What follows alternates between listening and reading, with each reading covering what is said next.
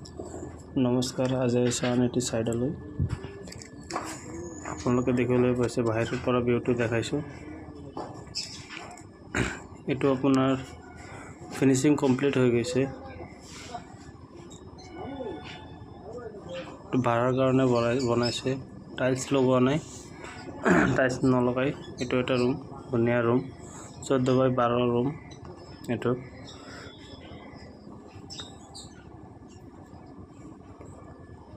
এইটো আন একটা ৰুম, এইটো এটা ৰুম।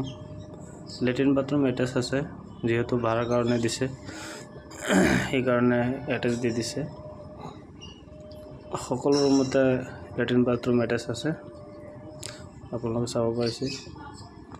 যদি কোনোবাই এনেকুৱা ধৰণৰ ঘৰ বনাব বুলি ভাবিছে তেনেহ'লে আমাৰ লগত কণ্টেক্ট কৰিলে হ'ল। ভিডিঅ' কমেণ্ট বক্সত কমেণ্ট কৰিলে হ'ল। এইটো আন এটা ৰুম,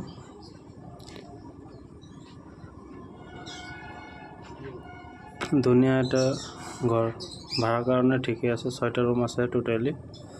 এইটো এটা ৰুম আপোনালোকে চাবলৈ পাইছে। এইটো ইউটিউব ষ্টুডিঅ' হ'ব, সেইটো কাৰণে ডিজাইন কৰা হৈ আছে। ইউটিউব ষ্টুডিঅ' বনাব। ইয়াত ইউটিউবৰ মানুহে থাকিব বেছিভাগ, বেলেগ মানুহক নিদিয়ে। গোটেই ঘৰটো একেলগতে ভাড়া দিয়া হৈ আছে।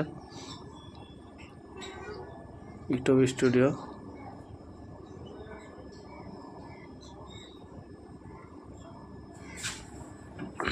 এনেকুৱা ধৰণৰ যদি আপোনালোকে বনাব বিচাৰে তেনেহ'লে নিশ্চয় কমেণ্ট কৰিব। আৰু কেনেকুৱা লাগিছে ঘৰটো, ভিডিঅ'টো কেনেকুৱা লাগিছে আপোনালোকে কমেণ্ট কৰি জনাব। কমপ্লিট হোৱাৰ পিছত ইউটিউব ষ্টুডিঅ'টো ধুনীয়া দেখা হ'ব।